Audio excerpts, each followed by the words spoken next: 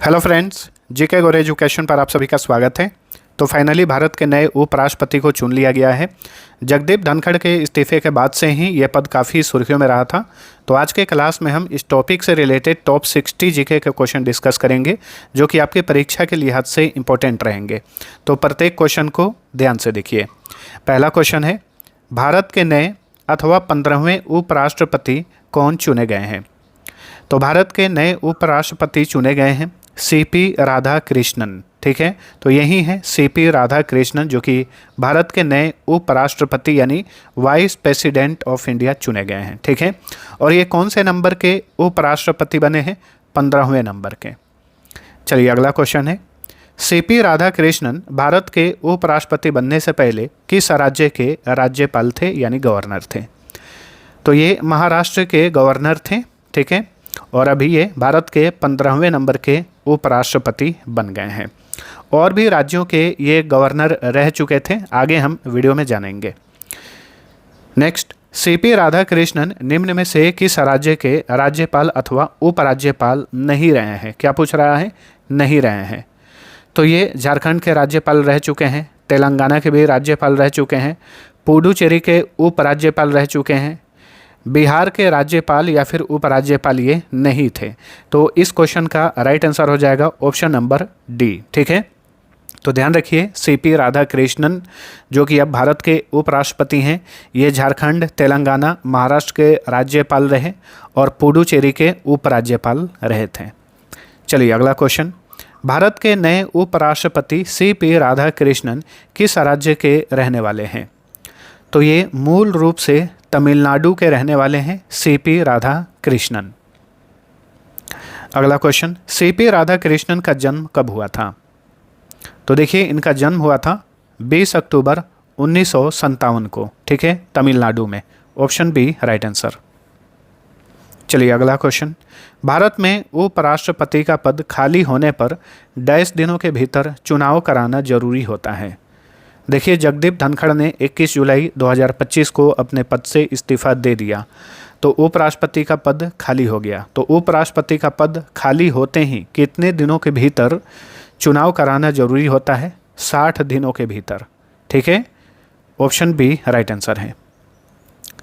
Next, उपराष्ट्रपति का चुनाव कराने के लिए चुनाव आयोग एक निर्वाचन अधिकारी नियुक्त करता है, जो मुख्यतः डैश हो सकता है।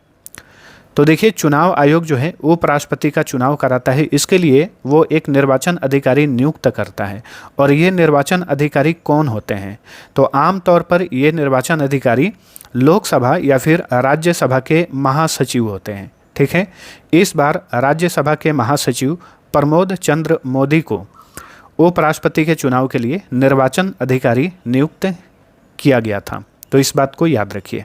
चलिए अगला क्वेश्चन, भारत में उपराष्ट्रपति का चुनाव निम्न में से किस नियमावली के तहत होता है? भारत में उपराष्ट्रपति के चुनाव के लिए अनुच्छेद के बारे में आगे हम जानेंगे, कौन से आर्टिकल हैं। फिलहाल क्या पूछ रहा है कि किस नियमावली के तहत एक नियम बनाया गया है। ठीक है, ये नियमावली है उपराष्ट्रपति चुनाव नियमावली 1974। ठीक है, इसी नियमावली के तहत जो है भारत में उपराष्ट्रपति का चुनाव होता है। नेक्स्ट, भारत में डैश का चुनाव किसी पार्टी के चुनाव चिन्ह पर नहीं लड़ा जाता। भारत में 2 संवैधानिक पद हैं, राष्ट्रपति और उपराष्ट्रपति। ठीक है, ये 2 पद के चुनाव जो होते हैं किसी पार्टी के चुनाव चिन्ह पर नहीं होते हैं। ठीक है, याद रखिएगा। Option C right answer. उपराष्ट्रपति पद के लिए वोटिंग मतदान गुप्त तरीके से डैश के जरिए होता है। तो STVS के जरिए होता है। अब यहाँ पे STVS का फुल फॉर्म क्या होगा? Single transferable vote system. ठीक है, ऑप्शन डी राइट आंसर। उपराष्ट्रपति पद के लिए वोटिंग मतदान जो है गुप्त तरीके से सिंगल ट्रांसफरेबल वोट सिस्टम के जरिए होता है। नेक्स्ट, उपराष्ट्रपति चुनाव में किसी उम्मीदवार को कुल वैध मतों के डैश से भी कम वोट मिलते हैं तो उसकी 15,000 रुपये की प्रतिभूति राशि को जब्त कर लिया जाता है। कुल वैध मतों के कितना से कम होना चाहिए? 1/6 से कम अगर वोट मिलता है उसकी जमानत राशि जब्त कर ली जाती है। ठीक है, जमानत राशि कितनी होती है उपराष्ट्रपति पद के लिए? 15,000 रुपये, ये भी याद रखिए। भारत के उपराष्ट्रपति को रहने के लिए सरकारी आवास के रूप में डैश बंगला अलॉट किया जाता है। किस टाइप का बंगला अलॉट किया जाता है? टाइप 8 का बंगला अलॉट किया जाता है। तो ऑप्शन सी राइट आंसर। ठीक है, भारत के 15वें उपराष्ट्रपति के लिए इंडिया गठबंधन ने किसे उम्मीदवार घोषित किया था? तो देखिए, एनडीए जो कि भाजपा वाली गठबंधन है, तो एनडीए गठबंधन ने अपनी ओर से उपराष्ट्रपति के लिए सीपी राधाकृष्णन को आगे किया। वहीं इंडिया गठबंधन ने उपराष्ट्रपति के लिए बी सुदर्शन रेड्डी का नाम आगे किया। ठीक है, तो ये चुनाव हार गए हैं और इनको हराए हैं सीपी राधाकृष्णन, जो कि भारत के 15वें नंबर के उपराष्ट्रपति बन गए हैं। बी सुदर्शन रेड्डी जो हैं ये सुप्रीम कोर्ट के पूर्व जज रहे हैं। नेक्स्ट, भारत की पहली महिला उपराष्ट्रपति कौन थी? ठीक है, भारत की पहली महिला वाइस प्रेसिडेंट कौन थी? देखिए, अभी तक कोई भी महिला भारत की उपराष्ट्रपति नहीं बन पाई है। Option D right answer. ठीक है, भारत की पहली महिला प्रधानमंत्री इंदिरा गांधी थी। भारत की पहली महिला राष्ट्रपति प्रतिभा देवी सिंह पाटिल थी। और उपराष्ट्रपति जो है अभी तक कोई भी महिला भारत की महिला नहीं बन पाई है, भारत की या फिर कोई भी महिला। ठीक है, चलिए अगला क्वेश्चन। 21 जुलाई 2025 को भारत के उपराष्ट्रपति पद से किसने इस्तीफा दिया?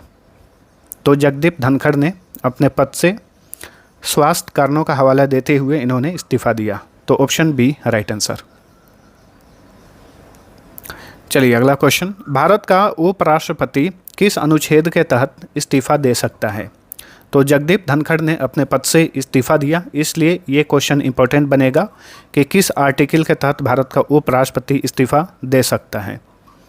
अनुच्छेद 67 का ए यानी क। ठीक है, अनुच्छेद 67 के क के तहत भारत का उपराष्ट्रपति अपने पद से इस्तीफा दे सकता है। चलिए अगला क्वेश्चन। जगदीप धनखड़ भारत के कौन से उपराष्ट्रपति थे? 14वें नंबर के उपराष्ट्रपति थे। ठीक है, जो कि ये 2022 में उपराष्ट्रपति बने थे। इनका कार्यकाल 2027 तक के लिए था, लेकिन इन्होंने 21 जुलाई 2025 को ही अपने पद से इस्तीफा दे दिया। चलिए अगला क्वेश्चन। जगदीप धनखड़ भारत के उपराष्ट्रपति बनने से पहले किस राज्य के राज्यपाल थे?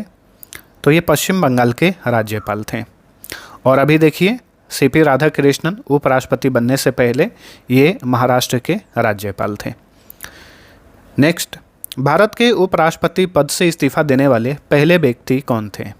पहले व्यक्ति थे वी गिरी। ठीक है, उपराष्ट्रपति पद से इस्तीफा देने वाले ये पहले व्यक्ति थे। भारत का उपराष्ट्रपति अपना इस्तीफा किसे सौंपता है? तो भारत का उपराष्ट्रपति अपना इस्तीफा देता है भारत के राष्ट्रपति को। तो ऑप्शन डी राइट आंसर। वहीं भारत का राष्ट्रपति अगर इस्तीफा दे तो ये इस्तीफा सौंपता है भारत के उपराष्ट्रपति को, याद रखिए। ठीक है, नेक्स्ट, भारत में दूसरा सर्वोच्च संवैधानिक पद कौन सा है? तो भारत में दूसरा सर्वोच्च संवैधानिक पद उपराष्ट्रपति का है। भारत का सर्वोच्च संवैधानिक पद राष्ट्रपति का होता है, दूसरा सर्वोच्च संवैधानिक पद उपराष्ट्रपति का होता है। हाल ही में उपराष्ट्रपति पद से इस्तीफा दिए जगदीप धनखड़ का संबंध किस राज्य से है? तो जगदीप धनखड़ जो हैं ये राजस्थान से बिलोंग करते हैं। Option B right answer. और भारत के नए उपराष्ट्रपति यानी 15वें उपराष्ट्रपति जो हैं ये सीपी राधाकृष्णन तमिलनाडु से बिलोंग करते हैं। नेक्स्ट, भारतीय संविधान में अनुच्छेद 63 से अनुच्छेद 71 तक डैश की योग्यता चुनाव और पद से हटाने से संबंधित है। राइट आंसर है उपराष्ट्रपति। भारतीय संविधान में अनुच्छेद 63 से लेकर 71 तक उपराष्ट्रपति के बारे में उल्लेख किया गया है। भारतीय संविधान के किस अनुच्छेद में कहा गया है कि भारत का एक उपराष्ट्रपति होगा?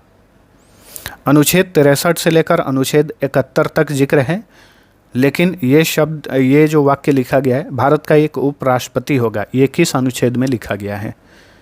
अनुच्छेद 63 में। ठीक है, निम्न में से कौन संसद के उच्च सदन का पदेन सभापति होता है? उपराष्ट्रपति, भारत का जो वाइस प्रेसिडेंट होता है ये स्वतः ही संसद के उच्च सदन का पदेन सभापति हो जाता है, यानी राज्यसभा का अध्यक्ष हो जाता है। ठीक है, उपराष्ट्रपति पद पे जाते ही ये राज्यसभा का सभापति हो जाता है, भारत का उपराष्ट्रपति। नेक्स्ट, भारतीय संविधान के किस अनुच्छेद के तहत भारत का उपराष्ट्रपति राज्यसभा का पदेन सभापति होता है? किस अनुच्छेद के तहत? अनुच्छेद 64। ठीक है, भारत में उपराष्ट्रपति का कार्यकाल कितने वर्षों का होता है? तो भारत में उपराष्ट्रपति का कार्यकाल 5 वर्षों का होता है। Option C right answer. ठीक है, प्रधानमंत्री का कार्यकाल 5 साल का, राष्ट्रपति का 5 साल का, उपराष्ट्रपति का 5 साल का। ठीक है, राज्यों के मुख्यमंत्रियों का कार्यकाल 5 साल का, लोकसभा सदस्य का कार्यकाल 5 साल का, विधानसभा सदस्य का कार्यकाल 5 साल का, लेकिन राज्यसभा के जो सदस्य होते हैं उनका कार्यकाल 6 साल का होता है। और वर्तमान में भारत के 6 राज्यों में विधान परिषद है, तो विधान परिषद के जो सदस्य होते हैं जिन्हें एमएलसी कहा जाता है उनका कार्यकाल भी 6 साल का होता है, तो इस बात को भी ध्यान रखिएगा। चलिए अगला क्वेश्चन, भारतीय संविधान का कौन सा अनुच्छेद राष्ट्रपति और उपराष्ट्रपति के चुनाव से संबंधित है? तो ये है अनुच्छेद 71। ठीक है, नेक्स्ट, उपराष्ट्रपति, तो नीचे कथन दिया हुआ है, चलिए देखते हैं। लोकसभा का सदस्य होता है, राज्यसभा का सदस्य होता है बिल्कुल नहीं, किसी भी सदन का सदस्य होता है नहीं। देखिए, भारत का जो उपराष्ट्रपति होता है वो संसद के किसी भी सदन का सदस्य नहीं होता है, लेकिन उसके अंदर राज्यसभा का सदस्य बनने के लिए योग्यता होनी चाहिए और आयु 35 साल से ऊपर होनी चाहिए। लेकिन संसद के किसी भी सदन का सदस्य ये नहीं होना चाहिए भारत का उपराष्ट्रपति। ठीक है, चलिए अगला क्वेश्चन, उपराष्ट्रपति का चुनाव कराने वाली निर्वाचन संस्था के सदस्य कौन होते हैं? संसद के दोनों सदनों के सदस्य। ठीक है, एक बात यहाँ पे नोट करिएगा, उपराष्ट्रपति का चुनाव होता है और राष्ट्रपति का चुनाव होता है, दोनों में एक छोटा सा अंतर है। उपराष्ट्रपति का चुनाव होता है, इसमें लोकसभा के सभी सदस्य हिस्सा लेते हैं वोटिंग में और राज्यसभा के भी सभी सदस्य हिस्सा लेते हैं वोटिंग में। राज्यसभा में जो 12 सदस्य नॉमिनेट किए जाते हैं राष्ट्रपति द्वारा, उपराष्ट्रपति चुनाव में ये भी वोट डालते हैं।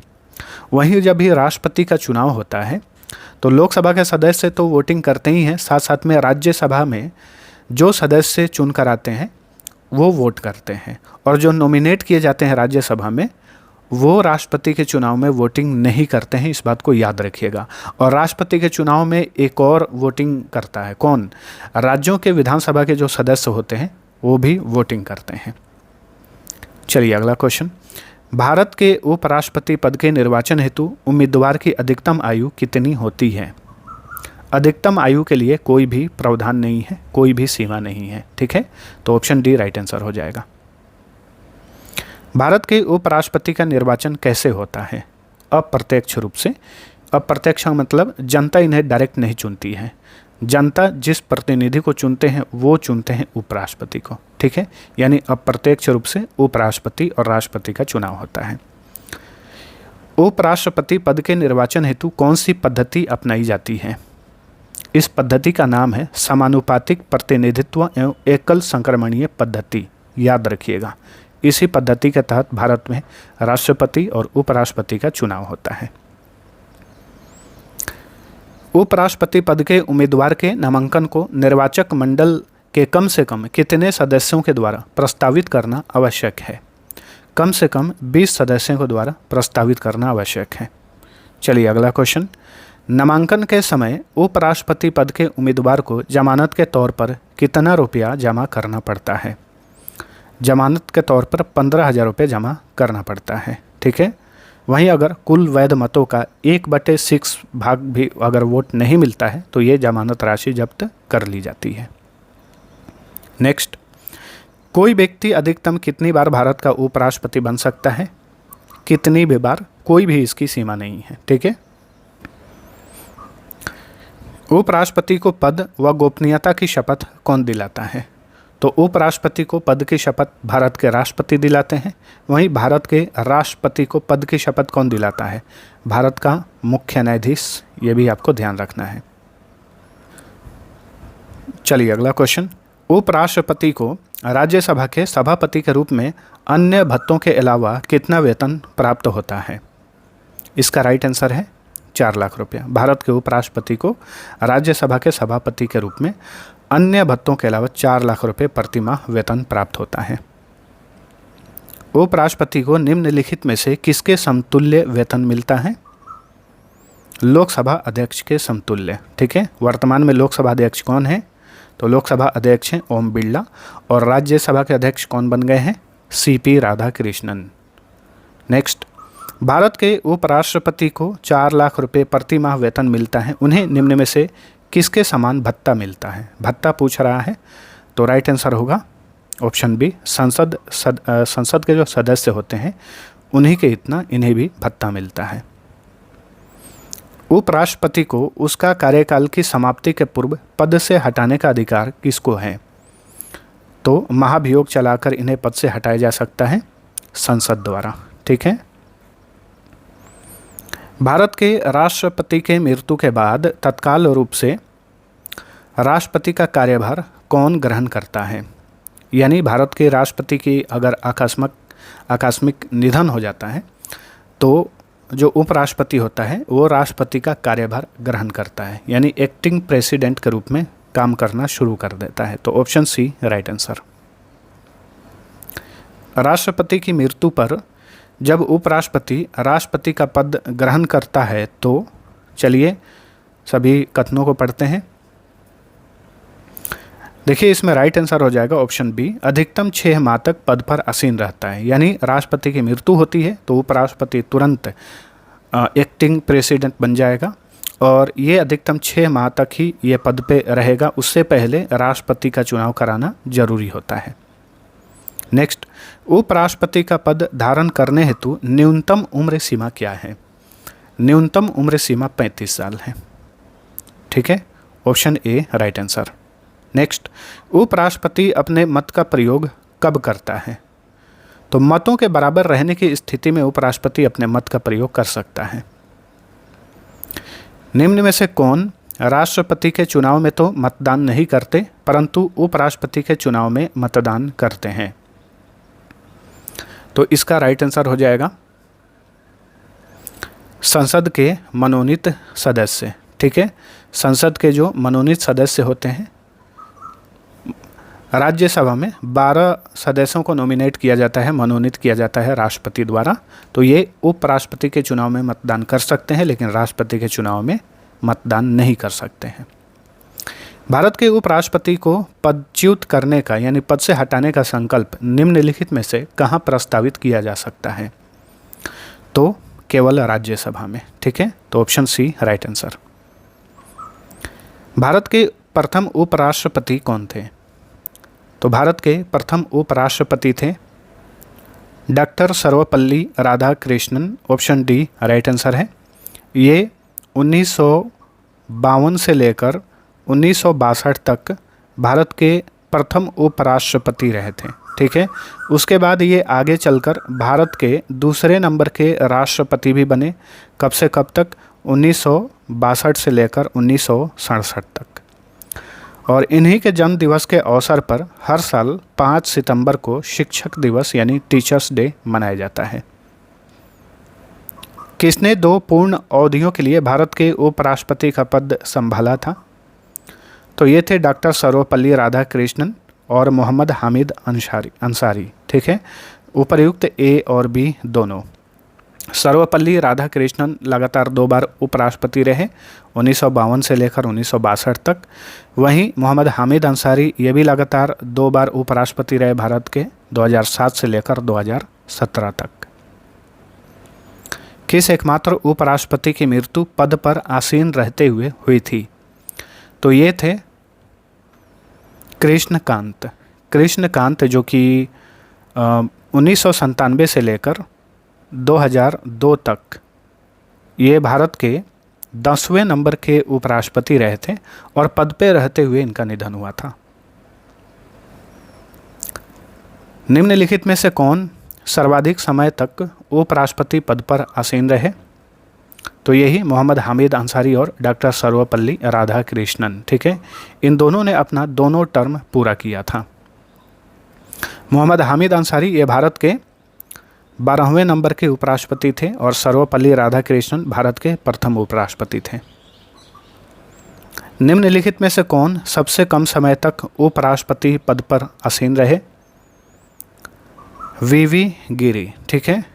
वीवी गिरी 1967 से लेकर 1969 तक, ठीक है, 1 साल 1 वर्ष 355 दिन तक ये भारत के उपराष्ट्रपति रहे और ये भारत के तीसरे नंबर के उपराष्ट्रपति थे, ये भी ध्यान रखिए। 3 राष्ट्रपतियों के अधीन सेवा करने वाले एकमात्र उपराष्ट्रपति कौन थे? तो राइट आंसर है हामिद अंसारी, मोहम्मद हामिद अंसारी 3 राष्ट्रपतियों के अधीन सेवा करने वाले एकमात्र उपराष्ट्रपति रहे। इन्होंने प्रतिभा देवी सिंह पाटिल, प्रणब मुखर्जी और रामनाथ कोविंद के अधीन उपराष्ट्रपति पद को संभाला, ठीक है। 2007 से लेकर 2017 तक 12वें नंबर के उपराष्ट्रपति थे ये। भारतीय संविधान के डैश भाग में भारत के उपराष्ट्रपति की चर्चा की गई है? भाग पूछ रहा है, तो भाग पूछे तो राइट आंसर होगा भाग 5। अनुच्छेद पूछे तो अनुच्छेद 63 से लेकर 71 तक। भारत के वह एकमात्र उपराष्ट्रपति जिन्होंने 3 अलग अलग प्रधानमंत्रियों के कार्यकाल के दौरान ये पद संभाला, तो ये थे बीडी जत्ती। इन्होंने 3 प्रधानमंत्रियों के समय उपराष्ट्रपति पद को संभाला। ये प्रधानमंत्री थे इंदिरा गांधी, उसके बाद मोरारजी देसाई और चौधरी चरण सिंह। इन तीनों प्रधानमंत्रियों के समय में उपराष्ट्रपति पद पे रहे बीडी जत्ती, ठीक है। कब से कब तक? 1974 से लेकर 1979 तक। ये भारत के 5वें नंबर के उपराष्ट्रपति थे। दोस्तों, आज के क्लास में हम केवल उपराष्ट्रपति पद के बारे में जान रहे हैं। अगर राष्ट्रपति के बारे में जानना है, इस पर वीडियो मैं बना दूंगा, नीचे कमेंट करके ज़रूर बताइएगा। ज़रूर, वैसे राष्ट्रपति के लिए तो अभी चुनाव उसमें आने का भी बहुत टाइम है, लेकिन फिर भी अगर इस टॉपिक पर वीडियो चाहिए तो नीचे कमेंट जरूर करिएगा। वह एकमात्र व्यक्ति जिन्होंने भारत के राष्ट्रपति, उपराष्ट्रपति और मुख्य न्यायाधीश पद संभाला, तो ये थे मोहम्मद हिदायतुल्लाह। ये भारत के राष्ट्रपति, उपराष्ट्रपति और भारत के मुख्य न्यायाधीश भी रहे थे। तीनों प्रमुख पद इन्होंने संभाला था, मोहम्मद हिदायतुल्लाह, ठीक है। तो मोहम्मद हिदायतुल्लाह जो थे ये 1968 से लेकर 1970 तक भारत के मुख्य न्यायाधीश रहे और भारत के ये वाइस प्रेसिडेंट रहे 1979 से लेकर 1984 तक और एक्टिंग प्रेसिडेंट रहे थे 1969 में कुछ समय के लिए एक्टिंग प्रेसिडेंट रहे थे। भारत के प्रथम मुस्लिम उपराष्ट्रपति कौन थे? जाकिर हुसैन भारत के प्रथम मुस्लिम उपराष्ट्रपति थे, तो ऑप्शन सी राइट आंसर है। 1962 से लेकर 1967 तक ये भारत के दूसरे उपराष्ट्रपति थे, ठीक है। चलिए अगला क्वेश्चन, उपराष्ट्रपति बनने वाले प्रथम भाजपा नेता कौन थे? सही उत्तर है भैरों सिंह शेखावत, ठीक है। भैरों सिंह शेखावत जो कि 2002 से लेकर 2007 तक ये भारत के 11वें नंबर के उपराष्ट्रपति रहे और भारत का उपराष्ट्रपति बनने वाले ये पहले भाजपा नेता थे। भारत के राष्ट्रपति का चुनाव हारने वाले प्रथम उपराष्ट्रपति कौन थे? तो देखिए, उपराष्ट्रपति पद पे थे और राष्ट्रपति का चुनाव हुआ तो हार गए, तो ये कौन थे? एकमात्र व्यक्ति ऐसे कौन थे? भैरों सिंह शेखावत। भारत के वह एकमात्र व्यक्ति जो राष्ट्रपति, उपराष्ट्रपति, राज्यपाल, मुख्यमंत्री और केंद्र सरकार में कैबिनेट मंत्री जैसे शीर्ष पदों पर रहे। इसमें एक चीज़ नोट करिएगा, केंद्र सरकार में कैबिनेट मंत्री ये रहे, इसके बारे में मुझे जानकारी नहीं मिल पाई है, मैंने तलाश की है, तो इस चीज़ को आप एडिट कर लीजिए, इसको कट कर लीजिए, ठीक है। बाकी जितना भी है वो सही है। तो भारत के वह एकमात्र व्यक्ति जो राष्ट्रपति, उपराष्ट्रपति, राज्यपाल, मुख्यमंत्री जैसे शीर्ष पदों पे रहे, ये कौन थे? ये थे Shankar Dayal Sharma. Option C right answer है। ये 87 से लेकर 1992 तक 8वें नंबर के उपराष्ट्रपति रहे और ये राष्ट्रपति भी रहे थे 1992 से लेकर 1997 तक। कौन? शंकर दयाल शर्मा। तो उपराष्ट्रपति से संबंधित ये थे टॉप 60 क्वेश्चन। आप सभी को वीडियो पसंद आया है तो लाइक और शेयर जरूर करिए। और ये रहा आज का क्विज। बताइए कि भारत में उपराष्ट्रपति पद किस देश के संविधान से लिया गया है। तो इसका आंसर आप सभी को नीचे कमेंट करके बताना है। अब चलिए मिलते हैं अगले वीडियो में, तब तक के लिए टेक केयर।